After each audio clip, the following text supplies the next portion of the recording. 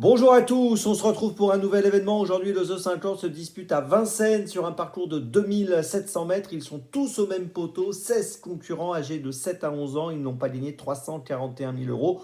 Course assez ouverte pour les places, mais on a de bons points d'appui, me semble-t-il. On va en parler dans quelques instants.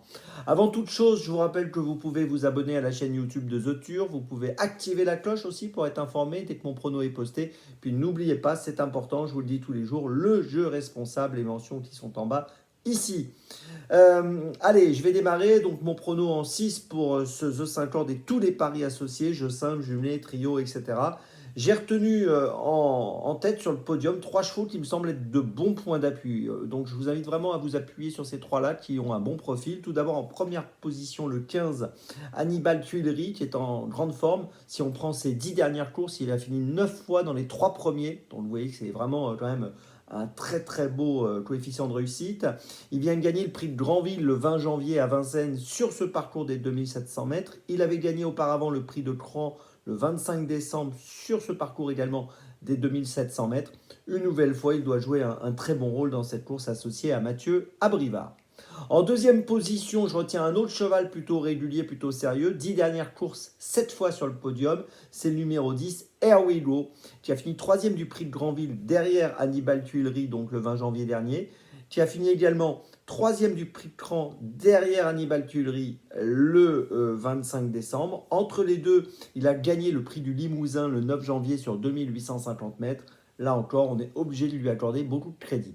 Et puis mon troisième point d'appui, eh bien, c'est le numéro 8, Jingo Tellois, associé à Franck Nivard, qui a fini 4e du prix de Granville derrière Hannibal Tuileries et 2e derrière Hannibal Tuileries du prix de Cran. Donc vous voyez, vraiment, ces trois-là se tiennent quand même d'assez près et me semblent représenter, si tout se passe bien, des concurrents sur lesquels on peut compter. Donc le 15, le 10 et le 8.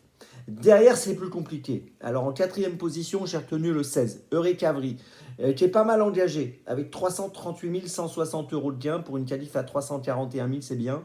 3e du prix du Jura le 14 janvier à Vincennes sur 2100 mètres. Il a fini 3e du prix de Strasbourg sur le parcours du jour 2700 mètres au mois de décembre. Logiquement, il peut prendre une place. En 5e position, j'ai placé le 7, Belzebudget, qui vient de bien courir dans le prix Jean-René Goujon le 28 janvier sur 2100 mètres à Vincennes. S'il répète cette sortie, il peut prendre une place. Auparavant, il avait gagné en Italie, à Naples, au mois de décembre. Et puis, derrière ce numéro 7, Belzebudget, j'ai placé en 6e position le numéro 1, Idon Texas, qui sera déféré des 4 aujourd'hui, associé à Mathieu Mottier. Il vient de finir 4e du prix de Salon de Provence à Vincennes. Et déféré des 4 dans cette course, je le sens capable de faire l'arrivée. Attention, il peut être fautif, hein, c'est son petit défaut.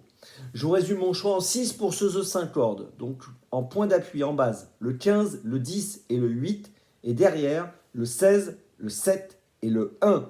Départ de la course aujourd'hui, attention, 20h15, nous sommes vendredi. On se retrouve maintenant demain pour Cagnes-sur-Mer. Et d'ici là, avec The Turf, ça va aller.